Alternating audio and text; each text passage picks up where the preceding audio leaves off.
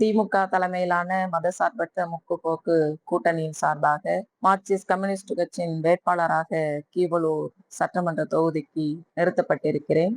அனைத்து இந்திய ஜனநாயக மாதர் சங்கத்தில் உறுப்பினராக இணைந்து இப்பகுதியில இருக்கக்கூடிய மக்களுக்கான பல போராட்டங்களை நடத்தியிருக்கிறேன். பெண்களினுடைய எங்கெல்லாம் பாதிக்கப்படுகிறார்களோ அங்கெல்லாம் சென்று போராட்டம் நடத்தக்கூடியவராக தான் இருந்திருக்கிறேன் அப்படிங்கிறத நான் சொல்லிக்கிறேன். அதே போல சொன்னா குடித்தண்ணீர் பிரச்சனைக்கு, சாலை போக்குவரத்து வசதி இல்லாத இடங்களுக்கு, அதே மாதிரி குடிமனை பட்டா இல்லாதவர்களுக்கு, இப்படி பல்வேறு போராட்டங்களை அனைத்து இந்திய ஜனநாயக மாதர் சங்கத்தின் சார்பாகவும் மார்க்சிஸ்ட் கம்யூனிஸ்ட் கட்சியின் சார்பாகவும் நடத்தியிருக்கிறேங்கிறத சொல்லிக்கிறேன். அதே மாதிரி இப்போது வேட்பாளராக நிறுத்தப்பட்டிருக்கிறேன். இன்னைக்கு கீழ்வள்ளூர் சட்டமன்ற தொகுதி என்பது குடித்தண்ணீர் பிரச்சனைங்கிறது இருக்குது. ஏன்னா எனக்கு முன்பு தற்போது இருக்கக்கூடிய சட்டமன்ற உறுப்பினர் அதுக்கான ஒரு பெரும் முயற்சி எடுத்தா.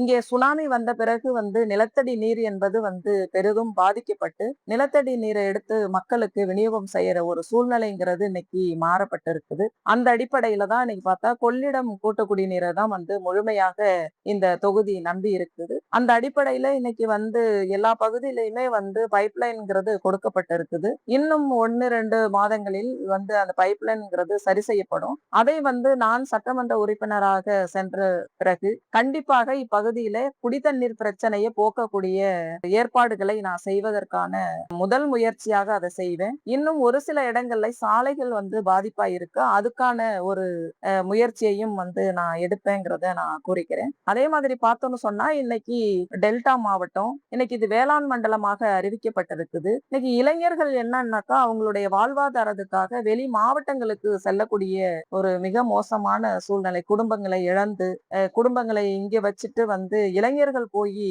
வெளி மாவட்டங்கள்ல வேலை செய்யக்கூடிய ஒரு சூழ்நிலைங்கிறது இருக்கு. அவர்களுக்காக இளைஞர்களுக்காக மற்றும் ஆண்கள் எல்லாம் இன்னைக்கு கட்டுமான தொழிலாளர்களுக்கு முறைசாரா தொழிலுக்கு தான் வெளியில போய் வேலை செய்யக்கூடிய சூழ்நிலைங்கிறது இருக்கு. இப்பகுதியில ஒரு தொழிற்சாலையை உருவாக்குவதற்கு அரசு மேற்கொள்ளணும். அதுக்கு நான் ஒரு முழுமையான ஒரு முயற்சியை எடுப்பேங்கிறத நான் சொல்லிக்கிறேன். அதே மாதிரி இன்னைக்கு பெண்களினுடைய வாழ்வாதாரங்கிறது மிகவும் மோசமா இருக்கு. ஏன்னு சொன்னா இன்னைக்கு 100 நாள் வேலையை மட்டுமே நம்பி இருக்கக்கூடிய பெண்கள் தான். இங்க கிராமப்புற பெண்களுக்கு வேற விவசாயம் பெரிதளவுல இல்ல. பெண்களுக்குன்னு சொன்னாக்கா விவசாய பணிகள்னு சொன்னா ஒண்ணு களை பறிக்கிற வேலை, இன்னொன்னு நடவு நடுற வேலை. அந்த இதுக்கும் இன்னைக்கு இயந்திரமயமாக்கப்பட்ட ஒரு சூழ்நிலைங்கிற இருக்கிற பட்சத்துல அவர்களுக்கு வேலை இல்லாமல் இன்னைக்கு வேலை இழப்புங்கிறது இருக்கு. பெண்களுடைய வாழ்வாதாரம் உயர்வதற்கும் அரசு அவர்களுக்கு மகளிர் குழுக்கள் மூலம் இப்ப ஏற்கனவே கடன்கள் வழங்கப்பட்டிருக்கு. இருந்தாலும் கூட இன்னும் கூடுதலாக ஒரு தனிநபருக்குங்கிற மாதிரியான ஒரு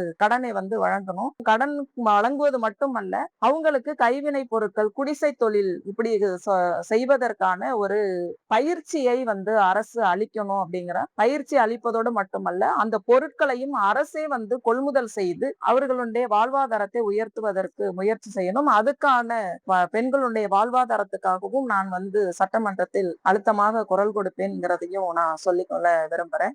டெல்டா மாவட்டம்ங்கிறது கடைமடை பகுதின்னு சொல்லுவாங்க.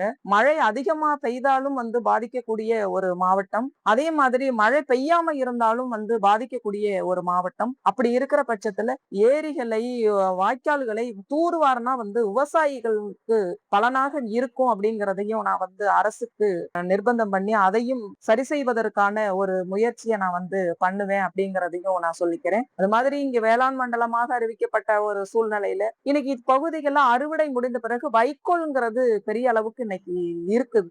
அந்த வைக்கோலை வைத்து பேப்பர் தொழிற்சாலையை உருவாக்கினால் இளைஞர்களுக்கு வேலை வாய்ப்பு கொடுப்பதற்கான ஒரு முயற்சிங்கிறது இருக்கும். அந்த அடிப்படையில அந்த ஒரு தொழிற்சாலை கொண்டு வருவதற்கு முடிஞ்ச அளவுக்கு நான் முயற்சி பண்ணுவேன் அப்படிங்கிறது. அது மாதிரி இப்பகுதிகளில் பார்த்தோம் சொன்னா மாம்பழங்கள் நிறைய இங்க இந்த பகுதிகளில் விளைகிறது. இப்ப இந்த மாம்பழக்கூழ் சாறு அது ஒரு தொழிற்சாலையை உருவாக்குவதற்கான வாய்ப்பு இருக்கு. அதே மாதிரி மல்லிகை பூ இப்பகுதிகளில் நிறைய விளைகிறது. அந்த மல்லிகை திரவிய தயாரிப்பதற்கான ஒரு தொழிற்சாலை, இப்படி 1-2 தொழிற்சாலைகள் கொண்டு வந்தா இப்பகுதிகளினுடைய இளைஞர்களுடைய வாழ்வாதாரம் மேம்படும் அப்படிங்கிறதுக்கான இருக்குது. அந்த அடிப்படையில அதுக்கான ஒரு முயற்சியையும் நான் செய்வேங்கிறதையும் நான் நேரத்துல நான் சொல்லிக்கொள்ள விரும்புறேன்.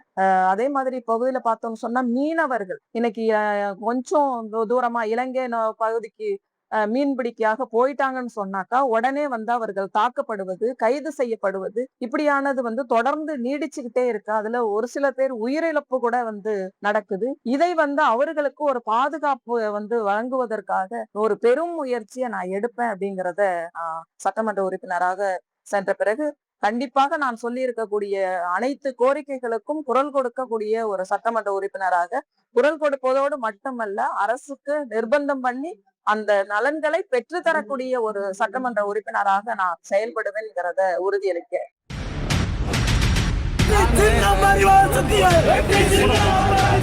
எல்லாம் போகுது அறிவால் சத்தியால்